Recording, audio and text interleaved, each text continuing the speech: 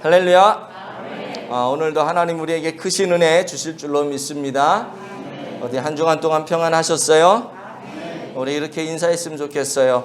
행복하게 삽시다. 여러분, 우리가 단 하루를 살아도요, 그 하루 동안이 참 행복한 삶을 산다면 죽어도 여한이 없다 이런 말 우리가 가끔 하는 사람들이 있잖아요. 난 아직 죽고 싶진 않지만은 그래도 지금 죽어도 여한이 없다 할 정도로 행복한 그런 하루하루를 살아간다면 얼마나 좋을까. 여러분의 삶이 그런 삶 되어지기를 축복합니다. 행복이라고 하는 것은 사실 어떤 환경이나 조건을 따지면요, 쉽게 발견하기가 어렵습니다. 이런 조건 저런 환경 다 따지면요, 행복할 일이 없어요. 어떤 면에서는. 그러나 정말 우리가 행복하게 살으려면 내가 행복하게 살아야지 하는 그 작정이 있잖아요. 내 마음에 다짐. 나는 어떤 삶의 환경 속에서도 난 행복하게 살 거야 라고 하는 이런 다짐. 그거 있으면은요, 행복하게 되는 것 같아요. 환경과 조건이 중요한 게 아니라 내가 어떤 마음으로 살아가느냐. 내 안에 행복이 가득하면 삶의 환경과 조건은 그 뒤의 문제라고 하는 거죠. 여러분들 그런 마음으로 늘 행복할 수 있기를 축복합니다. 난 행복한 사람이야. 나는 행복한 목사야. 저 같은 경우는 나는 행복한 목사야. 늘 제 안에 나는 행복한 목사야. 난 행복한 목사야. 그러면요, 행복에 내가 왜 행복한지가 이유들이 쭉 나와요. 근데 나는 불행해. 그러면 불행한 것들만 떠올라요. 그럼 불행하게 되는 거죠. 저는 오늘도 말씀을 통해서 여러분들 안에 이 행복이 흘러넘치게 되기를 예수님 이름으로 축복합니다. 오늘 어버이 주일이죠. 어버이라고 하는 뜻 아마 다 아실 거예요. 어머니와 아버지가 합해진, 즉 부모님을 의미하는 말인데, 그렇다면 교회에서 이 어버이 주일로 지킬 때 어떤 메시지를 증거해야 될까? 뻔한 거 아니겠어요? 어버이 그러면 어버이로서 존경을 받아야 되는, 자녀들은 부모님을 존경하며 효를 행해야 되는 그런 메시지가 필요할 것이고, 부모님 입장에서는 그럼 나는 자녀들에게 어떠한 부모가 되어야 할까? 어떻게 해야지 우리 자녀들로 하여금 내가 존경받을 수 있을까? 부모의 역할, 이 두 가지를 말씀에서 이제 증거해야 된다는 이런 부담감이 생겼어요. 그래서 이 둘을 다 할 수 있을까 모르겠는데, 어쨌든 저는 오늘은 부모의 역할에 관해서 말씀을 좀 드릴까 합니다. 여러분, 오늘 말씀의 제목이 뭐예요? 한번 읽어볼까요? 시작. 대를 잇는 신앙교육. 아멘. 부모로서 해야 할 역할 중에 아주 많은 역할들이 있어요. 그리고 물려주어야 할 많은 유산들이 있을 수가 있는데요. 그 중에 가장 중요한 게 뭐냐면 하나님 신앙을 물려주는 거예요. 하나님 신앙을 내 자녀들에게 심어주는 거예요. 이게 정말 부모로서 해야 할 가장 중요한 역할이라고 하는 것입니다. 만물의 근원이요 모든 것에 부유하신 그 하나님을 내 자녀들에게 물려줄 수 있다면, 그 자녀들이 이 세상 살아갈 때 힘들고 어렵고 곤고하고 수많은 어려움들이 있을 때 그 하나님을 이 자녀가 모시고 산다면, 모든 것에 풍요로우신 그 하나님을 자녀가 나의 아버지로 모시고 살 수 있다면, 그 하나님으로부터 공급받는 엄청난 것들 때문에 이 자녀는 그 세상을 넉넉히 이겨가게 될 거예요. 그렇기 때문에 이 하나님 신앙을 물려주는 거, 신앙을 대물림하는 거, 이게 부모로서 가장 중요한 역할이라고 저는 생각을 합니다. 그래서 오늘 말씀의 제목이 대를 잇는 신앙교육이에요. 창세기 17장 9절 말씀을 한번 보도록 하겠습니다. 시작. 하나님이 또 아브라함에게 이르시되 그런즉 너는 내 언약을 지키고 내 후손도 대대로 지키라. 아멘. 무슨 말이에요? 너 아브라함, 하나님이 말씀하시는 거죠. 야, 너 아브라함, 먼저 네가 내 언약을 잘 지켜. 그리고 앞으로 너를 통해 내가 너에게 줄 그 자손들 있잖아. 그 자손들도 이 언약을 지키도록 그렇게 네가 좀 해야 돼. 이게 무슨 말입니까? 그 신앙을, 언약 신앙을 대물림하라는 거죠. 너도 지키고 네 자녀도 지키고. 특별히 여기서 말하는 이 언약이라고 하는 건 뭐냐면요, 하나님과 우리가 약속을 하는 건데 축복과 저주의 언약이에요. 하나님의 말씀에 믿음과 순종으로 반응하면 반드시 생명과 번영과 축복을 받게 될 것이고, 또 하나님의 약속을 믿지도 않고 순종하지도 않고 불순종하고 또 불신앙으로 나아가면 분명히 하나님께서는 그런 사람들에게 죽음과 멸망과 저주를 내릴 것이다 라고 하는 이 아브라함과 맺은 그 언약을 얘기하는 겁니다. 축복과 저주의 언약이에요. 그런데 중요한 것은 이 언약이 아브라함에게만 주어진 언약이 아니라 아브라함 이후 모든 믿음의 사람들에게 다 같이 내려진 언약이라고 하는 거죠. 오늘 우리도 지켜야 되는 그런 언약이라는 거예요. 축복받기 위해서 우리는 물론이거니와 우리 자녀들에게까지 이 말씀, 하나님의 이 언약을, 이 신앙을 통해 전수시켜야 하는 거예요. 그들로 하여금 믿음의 성숙한 삶을 살아가게 해야 된다는 거죠. 하나님의 이 신앙, 하나님 신앙을 대물림하는 거, 이 너무나도 중요하다는 거예요. 그럼 어떻게 우리 부모가 신앙 교육을 잘 할 수 있을까? 어떻게 이 대물림할 수 있는 이 신앙의, 하나님 신앙의 이 교육을 할 수 있을까? 오늘 본문이 잘 알려주고 있는데요, 4장 1절 말씀을 우리가 한번 보도록 하죠. 시작. 그 모든 백성이 요단을 건너가기를 마침에 여호와께서 여호수아에게 말씀하여 이르시되. 아멘. 자, 이스라엘 백성이 지금 막 겁나 많은, 막 홍수가 난 요단강을 건너가게 되죠. 도저히 건너갈 수 없는 그런 곳이라고 생각했지만 하나님의 법궤를 앞세우고 제사장들이 요단강에 발을 딱 내딛자 이 요단강, 겁나 많은 요단강이 쫙 갈라지는 거예요. 요단강이 쫙 갈라지게 되면서 그 마른 땅을 이제 이스라엘 백성들이 건너가게 되는 거죠. 그리고 이제는 뭐예요? 다 건너갔어요. 여기 보시면은 그 모든 백성이 요단을 건너가기를 마쳤다 그랬잖아요. 갈라진 마른 땅을 쫙 건너갔어요. 막 얼싸안고 이제 뭐 만세를 부르면, 야, 이제 요단강에 우리가 건너왔다, 이제 가나안 땅에 들어왔다, 할렐루야 하면서 막 얼싸안고 춤을 추고 막 그러는 차에 갑자기 하나님이 이상한 명령을 내리십니다. 자, 그 명령이 다음 구절이에요. 한번 읽어보죠. 시작. 백성의 각 지파에 한 사람씩 12사람을 택하고 그들에게 명령하여 이르기를 요단 가운데 제사장들의 발이 굳게 선 그곳에서 돌 12를 택하여 그것을 가져다가 오늘 밤 너희가 유숙할 그곳에 두게 하라 하시니라. 아멘. 만세를 부르면서 기뻐하며 막 너무나도 좋아하는 상황에서 하나님이 이스라엘 백성들에게 명령을 내리시는데, 야, 각 지파에서 한 사람씩 12사람을 좀 택해가지고 지금 요단강 한복판에 제사장들이 법궤를 메고 이렇게 서 있잖니, 그 한복판에 다시 들어가. 거기에서 돌을 좀 니네 지파당 하나씩 해가지고, 지파가 12지파니까 12개 돌을 좀 취해가지고 다시 니들이 유숙할 이 땅으로 길갈이라고 하는 이쪽으로 다시 좀 가져와. 지금 이 얘기하는 거예요. 여러분, 신나게 요단을 건너와서 막, 그런데 다시 요단으로 들어가래요. 부담이 되지 않겠어요? 어찌어찌 해가지고 건너긴 했는데 이 벌어져 있던 이 요단강이 언제 다시 물이 합쳐질지 모르잖아. 근데 그 모험을 또 걸어야 돼. 이 부담이 되는 거예요, 부담이. 간신히 건너는데 거기 들어가서 물론 제사장들이 서 있긴 하지만 어떻게 될지 모르는 상황이잖아요. 그런 불안한 감을 갖고 있는 상황 속에서 다시 들어가라 그러니 얼마나 황당했겠어요.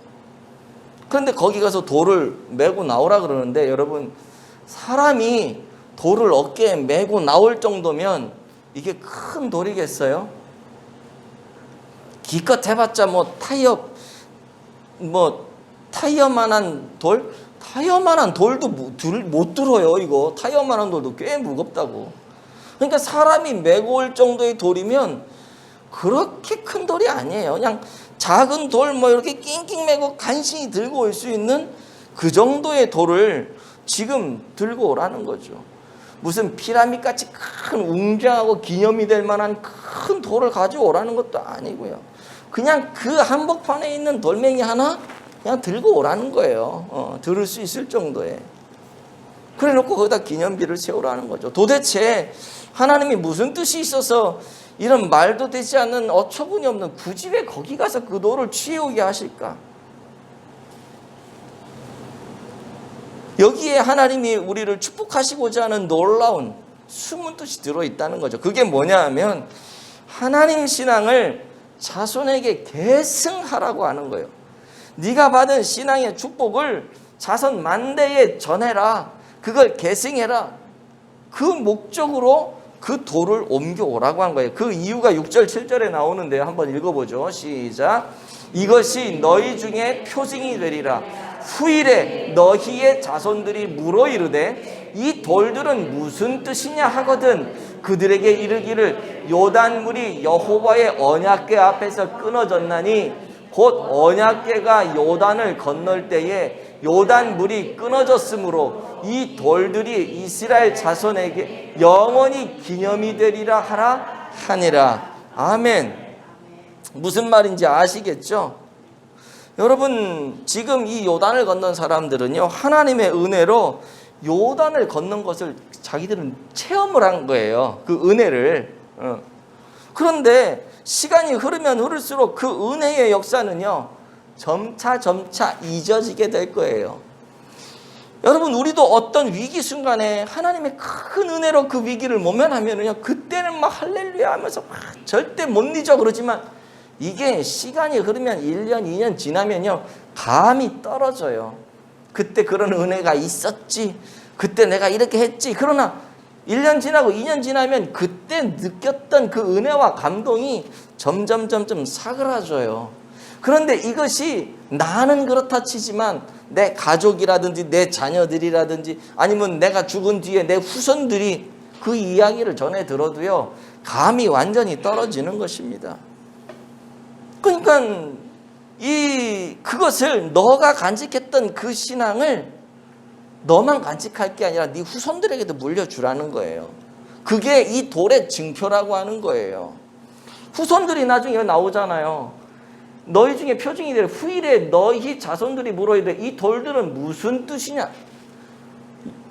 길갈에 이렇게 돌 무더기가 이렇게 12개가 있는데 아니 별 볼 일도 없을 것 같는 돌멩이 12개가 있는데 이거 여기 왜 있는 거냐고 후손들이 물어볼 때 얘기해 주라는 거예요. 야, 이게 뭐냐 하면은 이게 바로 우리가 요단을 건넌 증거인데 하나님이 어떻게 은혜로 인하여서 우리를 이 요단을 건너가게 하셨는지 그때 하나님이 이 안에 들어가서 돌멩이 갖고 와서 여기다 쌓아서 너희들이 그렇게 물을 줄 알고 이미 다 준비시켜 놓으신 거야. 그 은혜를 잊어버릴까 봐 그렇게 한 거야. 그때 아빠가 그때 엄마가 요단강 건너면서 조마조마했는데 건너지더라. 그게 건너지더라. 하나님이 그냥 내가 보니까 하나님의 법궤가 제사장들이 법궤를 메고 발을 딱 담그는데 요단이 쫙 갈라지다. 나 깜짝 놀랐어. 세상에 어떻게 이런 일이 있을 수 있니? 근데 아빠가 눈으로 봤어. 엄마가 눈으로 봤어. 하나님이 이런 분이셔. 이렇게 우리에게 은혜를 주셨어. 이런 놀라운 은혜를 우리가 지금 받고 사는 거야. 너도 그 은혜를 받고 살아야지 하면서 교육을 하라는 거예요. 신앙이 그렇게 흘러가는 거예요. 우리 격언에 은혜는 물 위에 새기고 미움은 바위돌에 새긴다는 말이 있잖아요. 그러니까 은혜는 물 위에다 놔가지고 그냥 흘려보내. 은혜를 받은 게 그냥 기억이 안 나, 흘러가. 근데 미움은 뭐예요? 바위돌에 새겨가지고 절대로 아니죠. 철천지 왼수가 되는 거죠. 부모의 왼수는 자녀의 왼수가 되고, 대를 이어서 신앙을 전수를 해야 되는데 대를 이어서 원수를 전수해. 그런 말 아니에요? 요즘에 오늘 이제 어버이 주일이고 가정의 달이라서 말씀을 드리지만, 저도 그렇고 여러분들도 그렇고 자녀들 입장에서는요, 부모님들을 생각할 때 감사하다, 너무 고맙다, 이런 생각이 들기도 하지만요, 화나면 어때요? 은혜고 감사고 뭐 다 때려치고 다 잊어버리고, 아, 부모가 그러면 자식 낳았으면 그 정도는 해야지, 그것도 안 하면 그게 부모야? 라고 얘기하는 아이들도요, 요즘에 되게 많대요. 은혜를 모르고 감사를 모르는 거죠.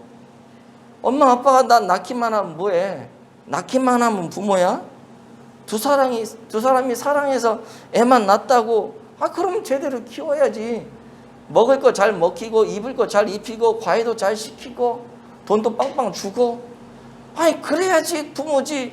나놓기만 하면은 뭐 새끼 밥만 먹는다고 뭐 내가 짐승이야 맨날 밥만 먹고 살게? 나도 문화생활도 해야 되고 뭣도 해야 되고, 이런 애들이 있다니까요. 이런 애들이. 우리도 부모님을 생각하면 그 은혜가 너무나도 감사하지만 잊고 지낼 때가 얼마나 많고 감이 떨어질 때가 얼마나 많아요. 때로는 부모님이 그렇게 하는 것이 내가 받아야 될 당연한 권리라고 생각할 때도 있어요. 이스라엘 백성들이 마찬가지였습니다. 하나님의 깊은 은혜를 체험하고도 얼마 지나지 않아서 은혜를 잊고 또 하나님을 원망하고, 하나님의 또 진노를 받고 회개하고 눈물 질질 짜고, 또 그래서 하나님 회복시켜 주시면 또 은혜를 망각하고, 이런 악순환이 계속 된단 말이에요. 생각해 보세요. 이스라엘이 출애굽을 할 때부터 수많은 하나님의 역사와 기적과 그 돌보심을 그들이 경험했잖아요. 홍해가 갈라지고, 여러분, 홍해가 갈라지는 게 이게 보통 기적입니까? 이게 보통 은혜입니까? 응? 누가 그냥 1,000만 원 주고 1억 주고 어디서 그냥 하늘에서 1억이 뚝 떨어지는 그 정도 기적하고는 비교도 되지 않는 거예요. 하늘에서 막 만나와 메추라기가 막 내려가지고 먹을 것이 없을 때 막 고기를 먹고, 이빨에 막 고기가 낄 정도로 막 고기를 하나님 먹여주신다고. 그게 보통 기적이고 보통 은혜냐고요. 목말라 죽겠다 그럴 때 물 하나도 없는 광야에서 반석을 딱 치니까 반석에서 물이 콸콸콸콸 쏟아져가지고, 여러분, 이런 것들이 보통 기적이냐고요. 하늘에 해가 넘어가다가 기도하니까 해가 서버려 그냥. 이게 보통 기적이에요. 이런 것들을 다 했음에도 불구하고 그걸 다 잊어버리는 거죠. 순간순간 어려움이 오면 그런 거 다 잊어버리고 어려움들만 생각하면서 원망하고 불평하고, 하나님이 눈에 안 보이는 것 같으니까, 자기가 힘들어지니까 하나님이 이제 나 버렸나 보다 생각하는 거죠. 그러니까 눈에 보이는 뭐 어떤 걸 만들어내. 그게 뭐예요? 금송아지잖아요. 금송아지. 정말 한심한 구석이 한두 군데가 아닌 게 이스라엘 백성의 모습이었어요. 은혜가 부어졌음에도 불구하고 은혜를 망각한 그런 결과 아니겠어요? 그래서 하나님이, 그런 거 다 아시는 하나님이 은혜 잊지 말라고, 하나님, 내가 너희들을 얼마나 사랑하고 너에게 얼마나 큰 은혜와 기적과 돌보심으로 인도해 냈는지를 늘 기억하라고, 이 요단강 가운데서 돌을 건져는, 그 돌이 요단강 가운데 있었다는 게 의미가 있는 거죠. 이 돌이 다른 어떤 광야에서 주워 놓은 게 아니라 요단강 한복판에서 갖고 왔다. 왜? 이 요단강을 하나님이 가르고 건너게 했다는 증거잖아요. 증거. 그래서 이게 중요한 거예요. 오늘 여러분에게 저는 도전합니다. 뭐냐? 여러분 자녀들에게 여러분들이 가지고 있는 이 신앙 여러분들만 누릴 게 아니고요. 이게 전수가 돼야 돼요. 이게 전수가 되려면 그냥 전수되는 게 아닙니다. 오늘 이스라엘 백성들에게 하나님이 말씀하셨던 것처럼 요단 한복판에서 돌을 가져와서 거기다 기념비를 세워놓은 것처럼 여러분의 삶에 있어서 이런 신앙의 기념비가 세워져야 돼요. 이게 세워져야지 자녀들이 그 신앙의 기념비를 보면서 우리 하나님이 우리 엄마에게, 우리 아빠에게, 우리 할아버지에게, 우리 할머니에게 이렇게 역사하셨구나. 자녀들이 보는 거예요. 걔네들이 안 믿는 것 같고 무시하는 것 같아도요. 진짜 걔네들이 힘들고 걔네들이 어려워지면은요. 부모님이 보여주셨던, 할머니, 할아버지가 보여주셨던 그 하나님을 찾게 되어 있어요. 지금은 뭐 돈이 좀 있고 넉넉하고 경제적으로 여유가 있어서 안 찾을지 모르지만 어느 순간 늘 들었던 하나님을 얘네들이 찾게 된다고요. 그리고 거기서 하나님을 진짜 만나게 되면 그 신앙이 이어지는 거예요. 대를 잇는 신앙 교육을 하려면요. 먼저 여러분들이 하나님 앞에 신앙의 기념비를 세워야 됩니다. 내가 힘들고 내가 어렵고 내가 정말로 쓰러지고 좌절하고 낙심할 만한 그때에 이 신앙의 기념비만 쳐다보면 그때 하나님이 이렇게 역사하셨지. 그렇다면 지금도 하나님이 그렇게 역사하지 말라는 법이 없지. 하나님은 내 힘이잖아. 내 능력이잖아. 그 기념비를 보면서 나도 회복이 되어지고 내 자녀들도 회복이 되어지고. 여러분, 그래서 이 신앙의 기념비가 중요해요. 여러분들에게는 이런 신앙의 기념비가 몇 개나 있으세요?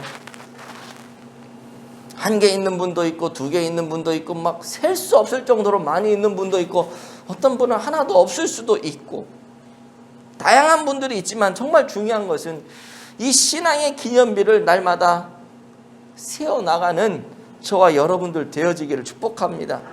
그래야 신앙이 대물림이 되는 거예요. 제 이야기를 해서 죄송하지만 저는 이 어버이 주일 되면 꼭 저희 어머니 얘기를 제가 하게 되는데 태어나면서부터 많이 들으셔서 이제 귀에 못이 박힐 정도로 여러분들이 힘들 수 있어요. 그래도 한 번 더 들어주세요. 저는 태어나면서부터 죽을 수밖에 없었던 사람이잖아요. 큰 이 교통사고로 인해서 뭐 어머니도 죽고 저도 죽어야 되는, 저는 어머니 뱃속에 있었으니까 그런 상황에서 제가 살아나게 됐고 저희 어머니도 살아나게 됐고, 저희 어머니가 늘 저한테 그 얘기를 하는 거예요. 하나님이 너를 왜 이 땅에 태어나게 했는지 그거를 늘 기억하며 살라는 거예요. 너는 죽을 수밖에 없었고 죽어야 되는 인생이었는데 하나님이 너 안 죽이셨다는 거예요. 그 은혜를 나도 누린다. 어머니가 얘기하시는 거죠. 우리 어머님에게 있어서는 제가 태어나는 그날 신앙의 기념비를 세워놓으신 거죠. 그러면서 늘 얘기하시는 거야. 이노야, 하나님은 이런 분이야. 널 이렇게 사랑하셔. 그래서 엄마도 이렇게 사랑하셔서 그때 너도 살고 나도 살고. 저는 이 이야기를 들을 때마다 제가 그때 그랬잖아요. 나는 그때 내가 내 눈으로 보진 못했지만은 어머님에게 이 신앙의 기념비의 이 유산을 내가 들을 때마다 내가 이렇게 살면 안 되지. 난 죽었던 사람인데 하나님이 이제 보너스로 내 인생을 살게 해주셨는데 내가 이렇게 살면 안 되지. 정신 똑바로 차리고 살아야지. 내가 하나님 영광을 위해서 살아야지. 내가 이런 거 갖고 좌절하고 이런 거 갖고 힘들어하면 안 되지. 그러면서 다시 용기를 내고 다시 힘을 내고 다시 기도를 하고, 이게요 신앙의 기념비예요. 하나님이 나를 그렇게 사랑하셨다. 저희 어머니는요 목사가 거짓말하면 안 되지만 약간 과장을 해서 얘기를 하면 수십 년 동안을 하루도 빠뜨리지 않고 교회에서 철야하시면서 사신 분이에요. 수십 년을, 1, 20년도 아니에요. 수십 년을 그렇게 기도하시면서 하나님 나라를 위해서 기도하고 교회를 위해서 기도하고 이 나라와 민족을 위해서 기도하고 자녀들을 위해서 기도하고 늘 그렇게 기도하고 새벽 되면 또 노가다판 현장에 나가서 일을 하시고 저녁 때 오시면 또 밥 먹고 바로 교회 가시고 뭐 기도하다 주무시기도 하고 주무시겠죠. 그러니까 일을 하겠죠. 늘 교회를 사수했던 분이에요. 그게 그분의 신앙의 기념비예요. 저는 그거를 늘 보고 살았어요. 그 저한테 하는 말씀이 뭐냐면 인호야 기도밖에 없어. 지금도 그래요. 지금도 저한테 늘 하시는 말씀 기도밖에 없어. 엄마가 언제까지 너를 위해서 기도해 주겠니? 이젠 네가 기도해야 되고 제 아내한테도 이제는 며느라기야 네가 나를 대신해서 기도를 해야 돼. 내가 언제까지 할 수 있겠니? 늘 그러니까 그 이야기를 저는 신앙의 기념비로 들으면서 늘 생각하는 게 뭐냐면 기도밖에 없구나. 늘 어머니가 그래요. 이렇게 기도하니까 되더라. 네가 네 눈으로 봤잖니. 엄마가 기도할 때 어떤 역사가 일어나고 어떤 은혜가 부어졌는지 네가 네 눈으로 내 옆에서 봤잖아. 이게 뭐예요? 이게 신앙의 기념비란 말이에요. 그러니까 힘들고 어려우면 뭐예요? 기도하는 것밖에 없는 거예요. 하나님이 나한테 어려움 주면 기도하라 그러시는구나. 하나님이 나한테 대화 좀 하자고 말씀하시는구나. 이거를요 누구한테 들어서 아는 게 아니라 부모님으로부터 배운 거예요. 배운 거. 힘들고 어려울 땐 기도하면 하나님이 해결하시고. 이게 신앙의 기념.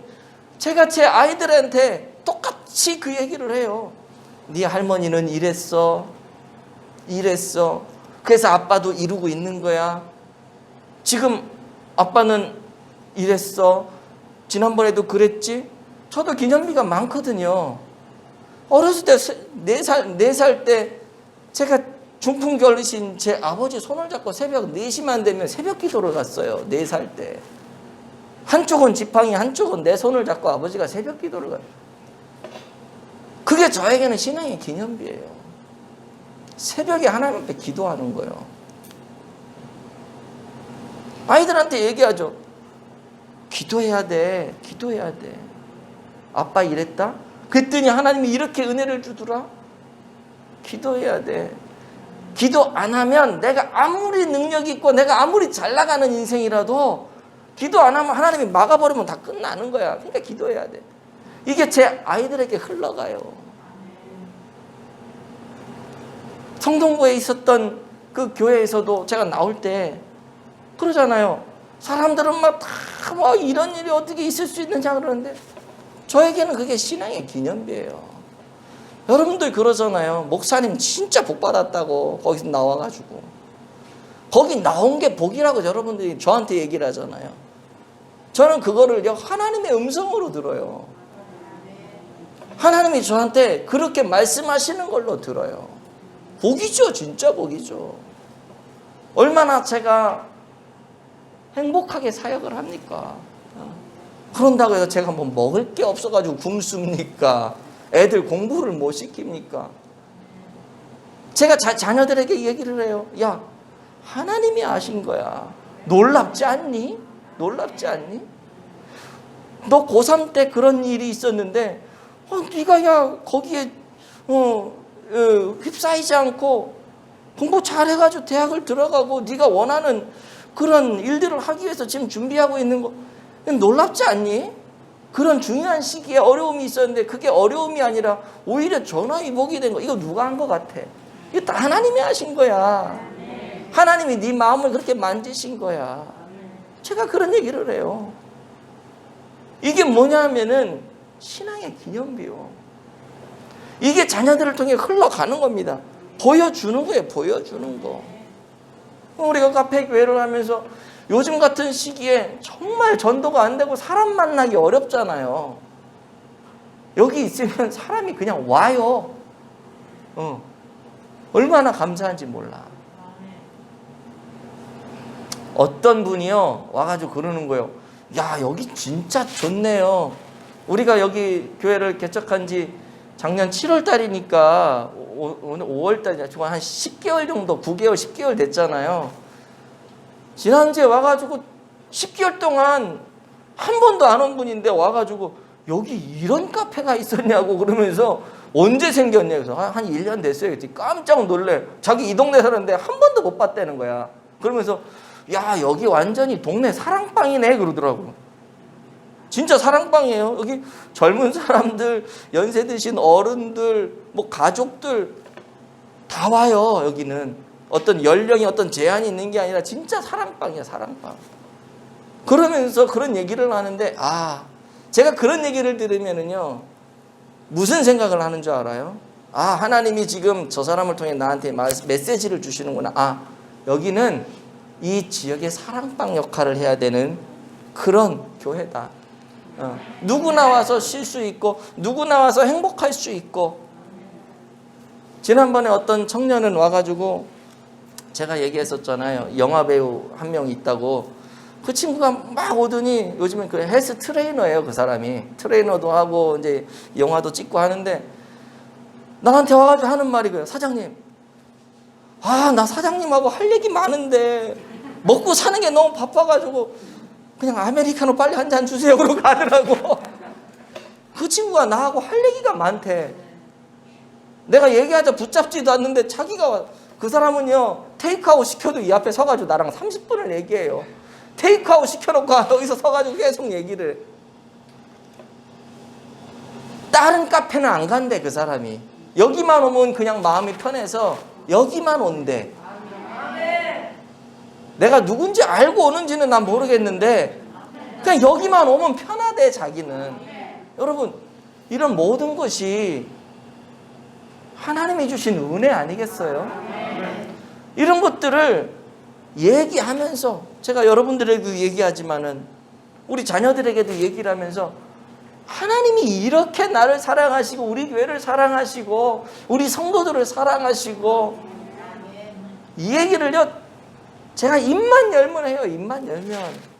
이게 뭐냐? 신앙이 전수되는 거예요. 배를 잇는 신앙. 여러분들 가정에 이런 신앙이 전수되는 이야기들이 좀 매일매일 줄을 이었으면 좋겠습니다. 이 신앙의 기념비가 세워져야지 이 신앙의 기념비를 토대로 이게 되는 거거든요.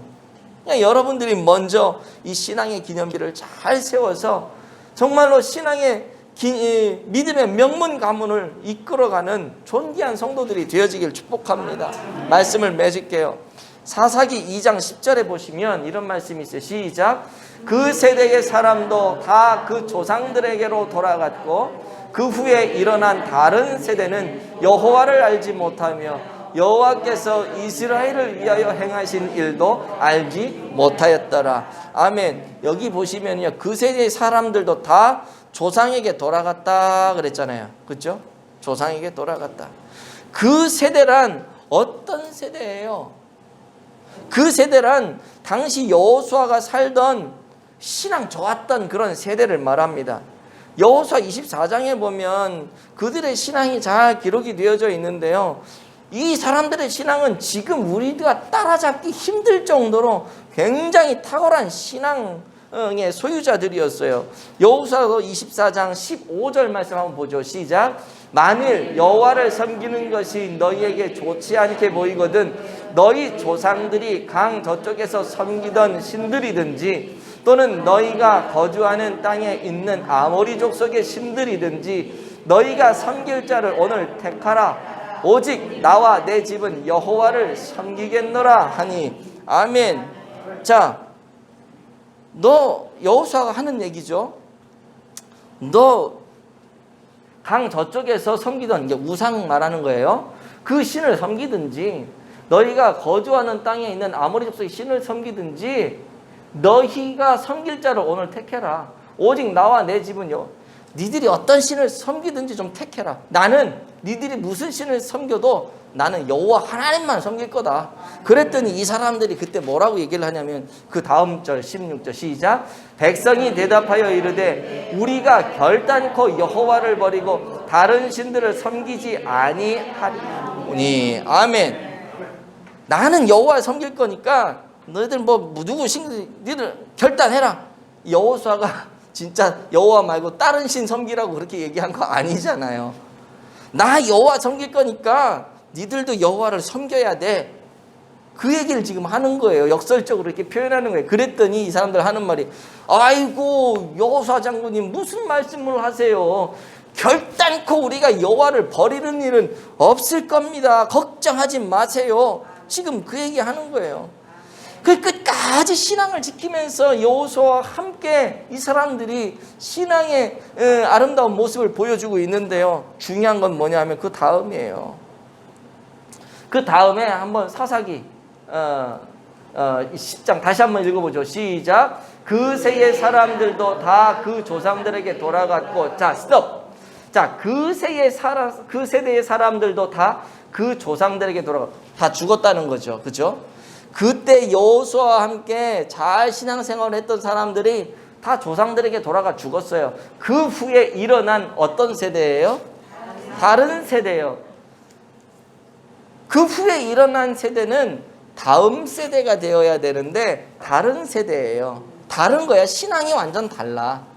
엉뚱한 다른 세대가 일어났는데 그 세대의 특징이 뭐냐 하면 시작. 여호와를 알지 못하며 여호와께서 이스라엘을 위하여 행하신 일도 알지 못하였더라. 아멘. 왜 이렇게 됐을까요? 신앙이 전수가 안 된 거지. 자기들은 열심히 막 쥐야 그리고 살았는데 자기 자녀들은 완전 다른 세대야. 신앙의 다음 세대를 이어가는 게 아니라 완전 다른 세대야. 그래서 뭐야? 나는 여호와를 잘 섬겼는데 내 아들, 내 딸은 여호와를 몰라. 전수가 안 된 거죠. 여호와께서 이스라엘을 위하여 행하신 일도 전혀 몰라. 여호와가 뭔데? 우리 아버지, 우리 어머니가 뭐 옛날에 섬겼던 그 신, 뭐 그 정도는 알 수 있겠는지 모르겠지만 여호와 하나님에 대해 전혀 몰라요. 그러니 어떻게 됩니까? 사사기 시대가요 무정부 상태가 돼요. 힘 있는 놈이 장땡인 거지. 그러니까 막 그런 무정부적인 이 시대가 도래하게 되는 거예요. 사회가 엉망인 거죠. 질서도 없고요. 여러분, 우리에게 주는 아주 중요한 교훈이죠. 여러분 자녀들이 다른 세대가 되면 되겠습니까? 다음 세대가 되어야 할 줄로 믿습니다. 다음 세대가 되어야 되는데 다른 세대가 되었기 때문에 이것이 사사기의 비극으로 이어지는 거예요. 신앙의 대물림이 무엇보다도 중요하다는 것입니다. 여러분, 간절히 바라기는 신앙의 기념비를 여러분이 먼저 세우시기 바랍니다. 그리고 그 기념비를 통해서 자녀들에게 여호와 신앙을 대물림하고 세상이 주지 못하는 가장 중요한 유산의 가치로 그 여호와 하나님을 전수할 수 있는 믿음의 사람들 다 되어주시기를 축복합니다. 하나님이 여러분의 가문을 명문가, 신앙의 명문가로 존귀하게 세워주실 줄로 믿습니다.